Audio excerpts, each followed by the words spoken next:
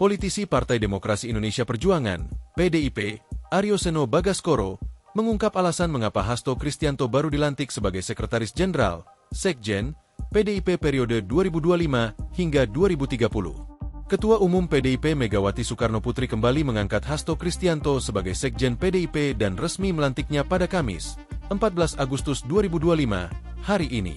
Pelantikan Hasto dilakukan sebelum rapat pleno Perdana Dewan Pengurus Pusat, DPP, PDIP periode 2025 hingga 2030 digelar di kantor DPP PDIP. Ini menjadi kali ketiga Hasto Kristianto menjabat sebagai Sekjen PDIP.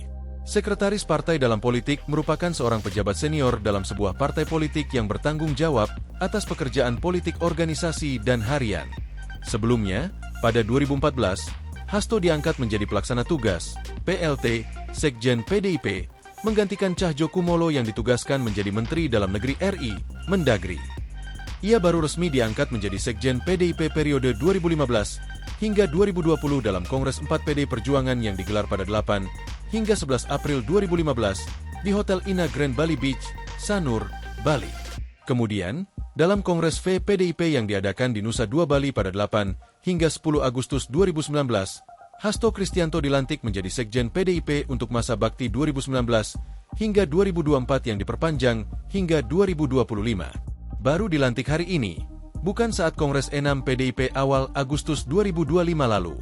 Ada yang unik dari pelantikan Hasto Kristianto sebagai Sekjen PDIP untuk ketiga kalinya ini. Penunjukannya tidak diumumkan pada Rapat Kerja Nasional atau Rakernas dalam Kongres 6 PDIP yang digelar pada 1 hingga 3 Agustus 2025 di Bali Nusa Dua Convention Center, BNDCC, Kuta Selatan, Badung, Bali lalu.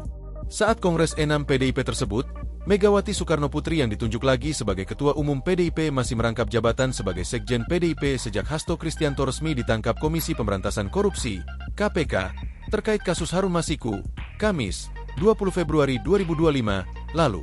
Hasto ditunjuk sebagai Sekjen PDIP periode 2025 hingga 2030 hanya 2 pekan setelah ia bebas dari penjara berkat amnesti dari Presiden RI Prabowo Subianto pada Jumat, 1 Agustus 2025, lalu.